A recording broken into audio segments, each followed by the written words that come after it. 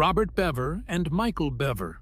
On July 22, 2015, 12-year-old Daniel Bever called 911 in a panic, saying his family was being attacked. Then, suddenly, the line went silent.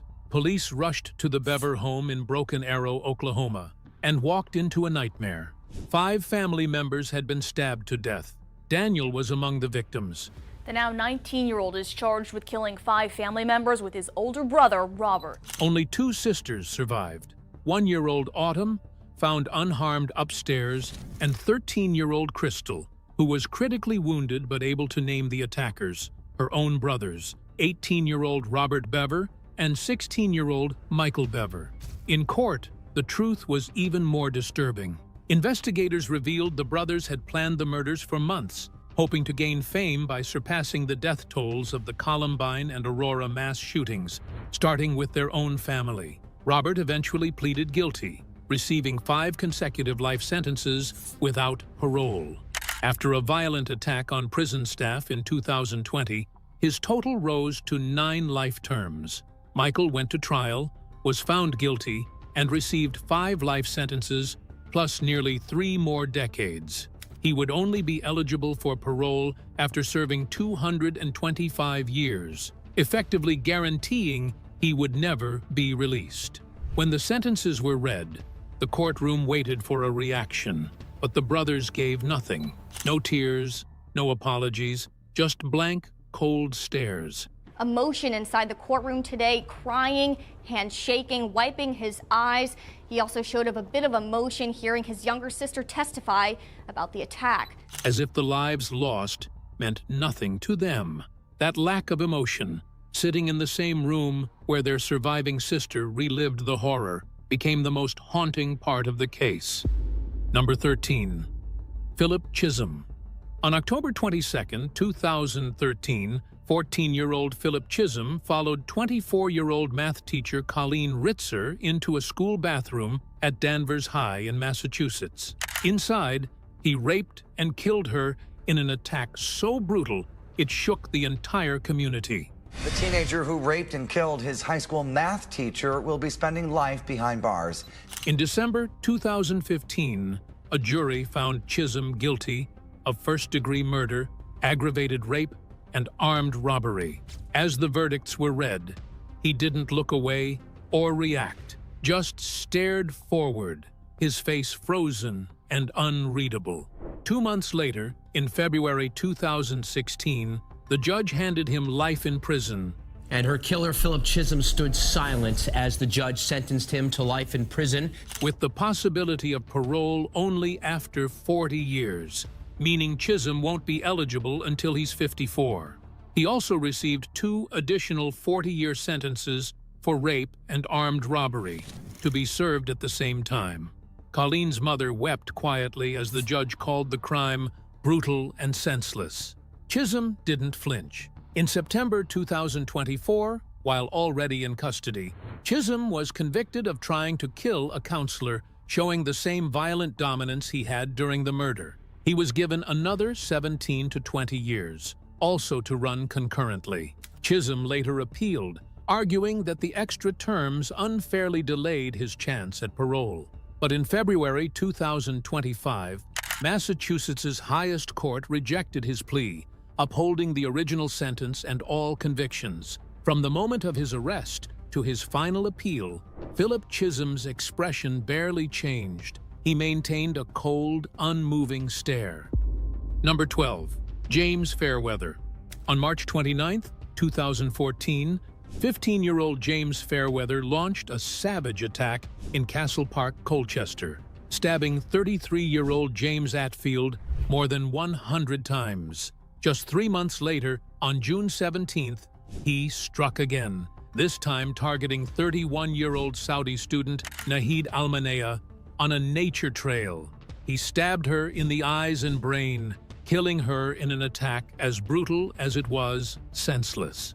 Fairweather was caught on May 26, 2015, wearing gloves and carrying a lock knife while prowling for a third victim. His arrest ended a killing spree that had terrorized the community. In April 2016, A jury at the Old Bailey found him guilty of both murders. As the verdicts were read, Fairweather showed nothing. No tears, no flinch, not even a change in expression. That cold lack of reaction hit almost as hard as the crimes themselves. Some of the voices were talking to me. You need to make a sacrifice, or we're going to come and get you. You need to do it. And I saw him. It was laying on the grass. Like that. It was like. On April 29, 2016, Judge Robin Spencer sentenced him to life detention at Her Majesty's pleasure, with a minimum term of 27 years, reduced by the 339 days he had already spent in custody. The judge called the killings brutal and sadistic, fueled by violent fantasies and an obsession with serial killers. Even with decades of prison ahead, Fairweather's face stayed the same, blank, detached, and unrepentant. Number 11. Aidan Fucci. On Mother's Day, May 9, 2021, 14-year-old Aidan Sean Fucci convinced 13-year-old Tristan Tyne Bailey to walk with him into the woods near their neighborhood in St. Johns County, Florida. Security cameras caught them heading in together. Hours later, Fucci was seen jogging back alone, carrying his shoes. What police later found was almost beyond comprehension. Tristan had been stabbed 114 times. 49 of those were defensive wounds, showing how hard she fought to survive. Investigators say Fucci stabbed Tristan Bailey to death and left her body in a wooded area in the Durbin Crossing neighborhood. On March 24, 2023, Fucci, now 16, stood in court as Judge R. Lee Smith delivered the maximum punishment allowed for a juvenile convicted of first-degree murder in Florida: life in prison, with a review possible after 25 years. He didn't cry, speak, or show any emotion. His face stayed still, while the room around him was heavy with grief and anger. Tristan's family honored her memory by placing 114 aqua-colored heart-shaped stones into a jar, one for each stab wound, followed by white stones to represent what Fucci took from them. Fucci sent the family a short apology letter, and his grandmother begged the court for mercy, but their words were met with silence from the bench. In March 2025, an appellate court upheld his life sentence, making only a small correction to court fees. Fucci remains in prison, his blank expression at sentencing forever tied to a killing with no motive, only a senseless desire to take a life. Number 10. Nehemiah Griego. January 19, 2013, began like any other night in Albuquerque's South Valley. But before sunrise, an entire family was gone. 15-year-old Nehemiah Griego, armed with a gun, went first to his parents' bedroom and killed his 40-year-old mother. He then shot his 9-year-old brother, followed by his 5-year-old and 2-year-old sisters. Hours later, when his 51-year-old father returned from working at a homeless shelter, Griego shot him too. What came next was just as disturbing. He packed more weapons into the family van, intending to launch an attack at a Walmart. Nehemiah Griego shot and killed his parents and 3 younger siblings in their South Valley home when he was just 15. Instead, he drove to the church where his father had been a youth pastor. There, he calmly told members his family had died in an accident. A suspicious volunteer called 911, leading to his arrest. Almost 7 years later, on November 1, 2019, a 22-year-old Griego sat in court to learn his fate. Judge Alyssa Hart sentenced him to 3 concurrent life terms, with the chance of parole only after 30 years, plus another 7 years for killing his parents. His defense team pushed for probation, but the judge said he was too dangerous for release any sooner. Through it all, Griego didn't flinch. No tears, no apology, no visible reaction at all. That cold stillness in the face of such devastation became the defining image of a teenager who not only destroyed his own family, but had also planned to turn his violence on strangers. Number 9. Brandon Spencer. On Halloween night in 2012, during a Freaks and Geeks party at the University of Southern California, 18-year-old Brandon Spencer was accused of opening fire into a crowded area, injuring 4 people. No victim ever directly identified him, but a single witness and a USC security guard pointed him out, leading to his arrest.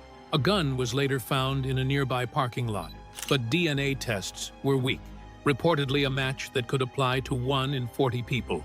In April 2014, a jury found Spencer guilty. The following May, the judge sentenced him to 40 years to life, the minimum allowed under California law, adding time for attempted murder and gun use. When the sentence was read, Spencer's face twisted with anguish. He slammed his forehead onto the table and through tears told the court he was sorry for what happened but could not face spending the rest of his life in prison. In that moment, he looked less like a hardened criminal and more like a young man realizing his future had been taken away. Years later, the Innocence Center took on his case, pointing to unreliable eyewitness accounts, weak DNA evidence, and claims of possible coercion. One key witness has since recanted.